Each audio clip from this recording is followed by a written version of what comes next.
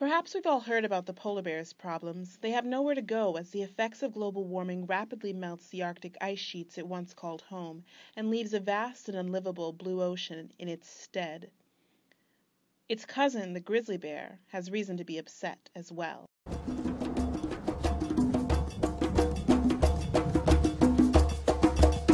For over 200 years, burning fossil fuels like coal and oil have caused the level of greenhouse gases to increase significantly in our atmosphere. These gases are causing the Earth's average temperature to increase. If we stay on this track, models predict that Earth's average surface temperature could rise from 3.2 to 7.2 degrees Fahrenheit above 1990 levels by the end of the century. This is changing Earth's ecosystems, which can mean trouble for the plants and animals that call them home. Isotherms are areas where specific temperature prevails and specific ecosystems exist. Recent studies have found that isotherms are moving towards the poles at a rate of 35 miles per decade, while plants and animals are only moving poleward at a rate of about 4 miles per decade. Plants and animals are getting left in the dust.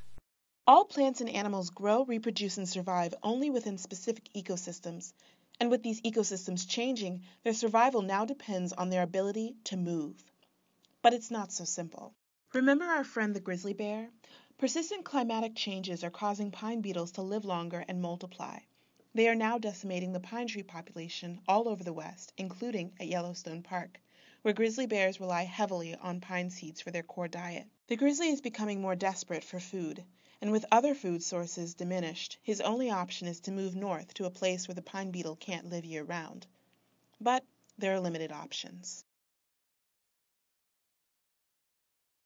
Human development has caused habitats once available to disappear, and roads and buildings get in the way of migration. Think about our friend the polar bear, or animals and plants living near mountaintops. Where can you go from the top of a mountain or at the North Pole? Nowhere.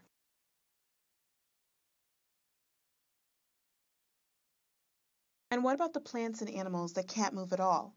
Trees, for example, just have to accept their fate. In all of these cases, species habitats are being destroyed by climate change.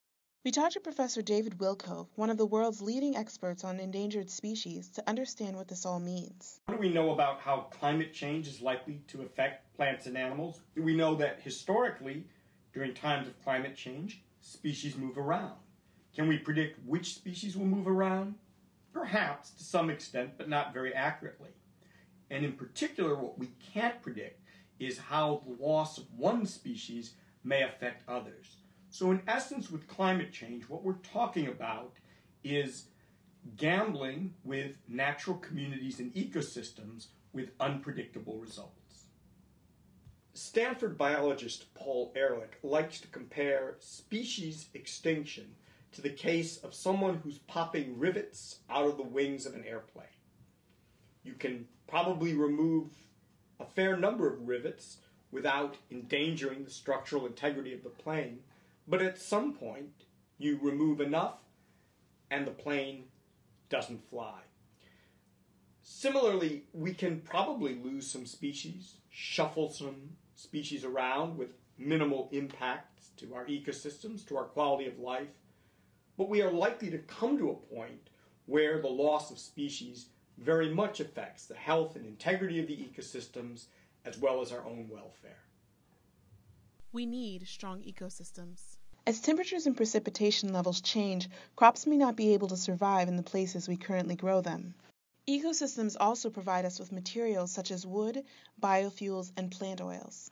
They naturally provide services like clean drinking water, waste decomposition, and crop pollination. All living creatures rely on strong, healthy ecosystems for basic survival. Are we willing to risk losing them? We don't think so, and neither does Cousin Grizzly. Contact your representative and tell him or her to support climate change legislation that will protect the planet we all rely on.